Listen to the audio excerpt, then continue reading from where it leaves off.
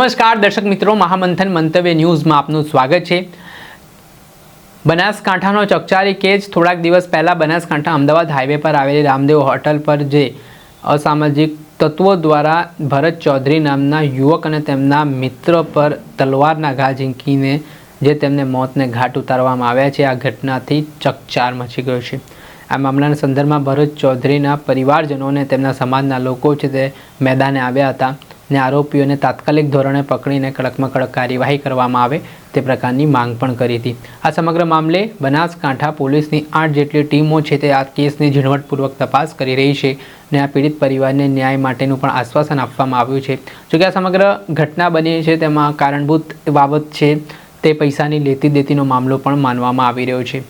આમાં કહેવાય રહ્યું છે કે ભરત ચૌધરી અને તેમના મિત્ર છે તે 2 દિવસ પહેલાં રાત્રિ દરમિયાન રામદેવ હોટલ ઉપર ઊભા હતા ત્યારે કારમાં કેટલાક લોકો આવે છે, તેમની પાસે ધારદાર તલવાર અને હથિયારો હોય છે ને તે એકાએક ઘા ઝીંકે છે ને આ ઘટનામાં ભરત ચૌધરીને ગંભીર ઇજાઓ પહોંચતા તેમને હોસ્પિટલ પણ ખસેડવામાં આવ્યા હતા, જ્યાં ફરજ પરના તબીબે તેમને મૃત જાહેર કર્યા। આ ઘટનાના સીસીટીવી ફૂટેજ પણ સામે આવ્યા છે કે કેવી રીતે આખી ઘટનાને અંજામ આપવામાં આવ્યું છે। હત્યા નિપજાવતા હચમચાવતા સીસીટીવી સામે આવ્યા બાદ પોલીસ દ્વારા હવે ઊંડાણપૂર્વક તપાસ હાથ ધરી છે અને આ ઘટનામાં 8 જેટલા શંકાસ્પદોની પોલીસે પૂછપરછ શરૂ કરી છે, જે શંકાના દાયરામાં છે।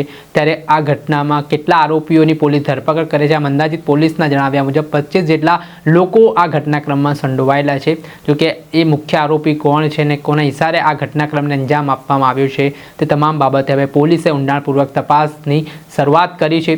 ત્યારે ક્યારે આરોપીઓની ધરપકડ થાય છે અને તેમની સામે કયા પ્રકારની કાર્યવાહી થાય છે તે જોવું રહ્યું, પરંતુ આ મામલે જે અજાણ્યા શખ્સો છે તેમની સામે હત્યા અંગેનું પોલીસે ગુનો પણ દાખલ કર્યો છે।